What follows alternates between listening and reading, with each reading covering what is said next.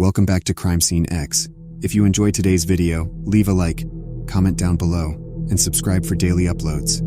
Sit back and enjoy today's video.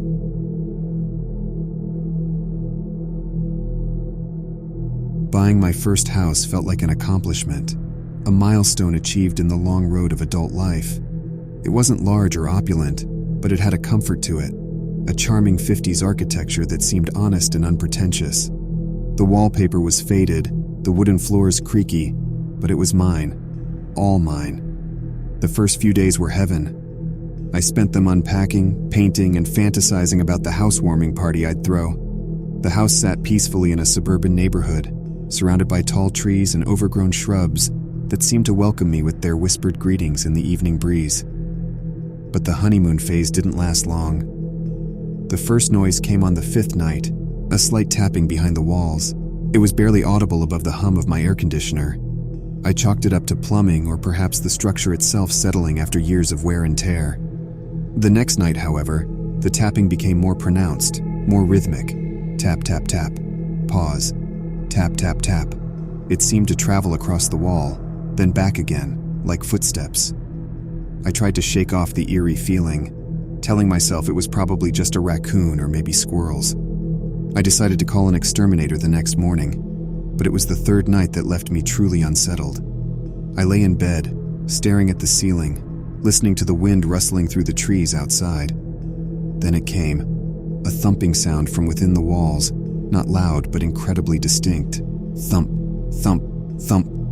My heart mirrored the rhythm, pumping adrenaline through my veins, and then I heard it, a whisper, faint, almost drowned out by the ambient sounds of the house, but unmistakably human. Is he asleep yet?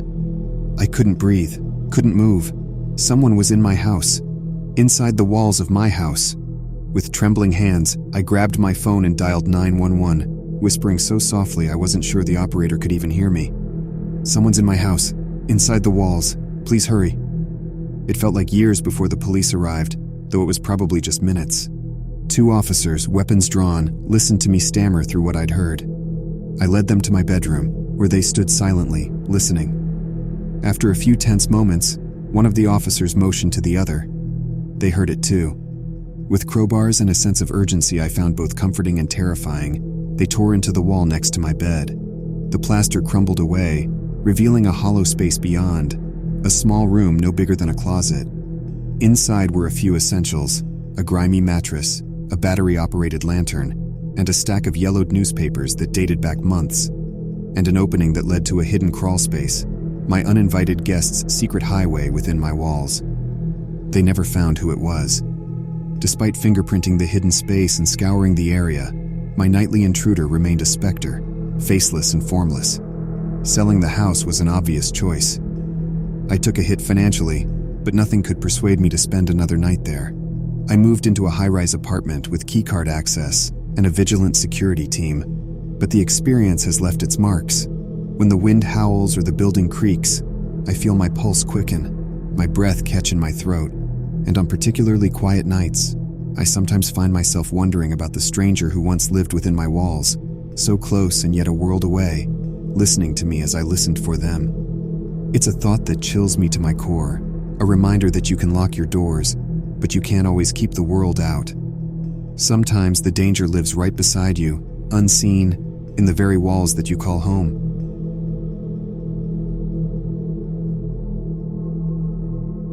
After years of apartment living, I finally mustered the courage and the down payment to buy a house. It wasn't the newest or the largest, but it had character. The craftsman design and built-in bookshelves won me over instantly. I was ready to begin this new chapter of my life, replete with the comforts of homeownership.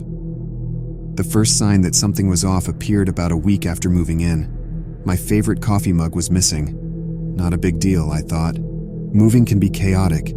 Things get misplaced. Then my watch disappeared, and food from the fridge. Small amounts, but enough to notice. About 2 weeks in, I woke up to an odd sound, like a door softly closing. I looked at the clock. It was 3:17 a.m. My heart pounding, I got up and did a room-by-room sweep, brandishing a baseball bat. Nothing seemed out of place. I decided to upgrade my security, installed a camera at the front door, another in the living room, and a third covering the back door. If someone was coming in and out, I'd know soon enough. It didn't take long for the footage to reveal the unnerving truth. On the third night, my living room camera picked up movement at around 2:30 a.m. A figure emerged from behind a built-in bookshelf that I hadn't filled yet. He was wearing a dark hoodie and gloves. He moved silently, navigating my living room like someone intimately familiar with the layout. He opened the fridge, took out some food, and then returned to the bookshelf. Before slipping behind it, he paused and seemed to look directly at the camera. My blood ran cold as I watched the footage the next morning. I called the police, who arrived promptly and examined the bookshelf. Behind it, they found a narrow passage that led to a hidden space under the stairs. Inside, there was a small mattress, a stash of non-perishable foods, and my missing coffee mug and watch. "It looks like you had an uninvited guest," the officer said, his voice tinged with disbelief. The police staked out my house that night, and just like clockwork, the intruder appeared. When he slipped out from behind the bookshelf, they apprehended him. He was a young man, homeless, who had been using the hidden space as a makeshift residence for weeks. "I didn't mean any harm," he kept saying as they led him away. "I just needed a place to stay." The man was arrested and charged with breaking and entering, among other offenses. While I felt some empathy for his situation, I couldn't shake the profound violation of my privacy and safety. I've since sealed off the hidden space and filled every inch of my bookshelves. But even now, months later, I can't shake the feeling that I'm being watched. Every creak in the floorboards, every rustle from outside, it sends a jolt of fear down my spine. I still live in the house, but it doesn't quite feel like home anymore. The experience has forever altered my perception of personal space and security. Though the intruder was caught, the emotional and psychological footprints he left are far more difficult to erase.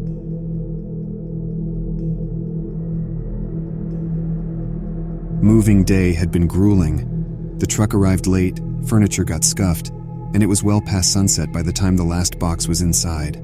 Still, I looked around my new house with a sense of pride and accomplishment.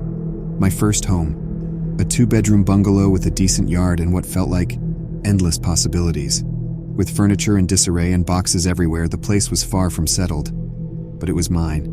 My plan was simple: order some takeout, take a well-deserved shower, and then crash into bed. Unpacking could wait until tomorrow. My shower was longer than intended, as if the hot water could wash away the fatigue and stress of the day. Freshly changed into pajamas, I sat on my couch, my new couch in my new living room, and waited for the doorbell to ring with my dinner delivery. The doorbell finally chimed, and I practically leapt off the couch. But as I approached the front door, I realized I hadn't heard a car pull up. I had a bad feeling. Call it intuition or paranoia, but something felt off. Instead of opening the door, I looked through the peephole. No one. My eyes darted to the window looking for a car in the driveway. Nothing. I considered the possibility that a neighbor was playing a prank, or maybe some kids were having a laugh. Either way, I felt uneasy. My phone buzzed, breaking my train of thought. It was a message from the delivery service saying my order had arrived. Confused, I opened the front door cautiously. Sitting on the doorstep was my food. I picked it up and hurried inside, locking the door behind me. I was midway through my meal when I heard it. A faint scratching sound, like metal against wood, coming from the back of the house. My immediate thought was that it could be an animal. But then I heard a soft thud, as if someone had jumped down from a short height onto the ground. This was followed by footsteps, clear, deliberate footsteps. I immediately dialed 911, whispering into the phone as I explained the situation. The dispatcher told me to stay on the line, and that officers were on their way. I grabbed a kitchen knife and went into my bedroom, locking the door behind me. I waited in agonizing silence. Then my worst fears came true, the sound of shattered glass from the living room. Someone had broken in. A few moments later, the police arrived, their sirens and lights flooding the windows. They searched the house and found the back door forced open, the living room window smashed. But there was no one there. The intruder had fled upon hearing the sirens. The police speculated that the delivery had been a ploy to check if someone was home. The culprit had probably been surprised to find me there, opting to break in later, thinking I'd be asleep or distracted. Despite the police's assurance that they'd increase patrols in the neighborhood, I felt anything but secure. I couldn't stay there that night, or any night soon after.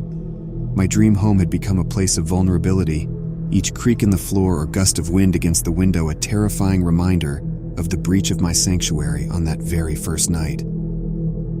Thanks for watching. If you haven't already, please like the video, comment what you thought, and subscribe for daily uploads.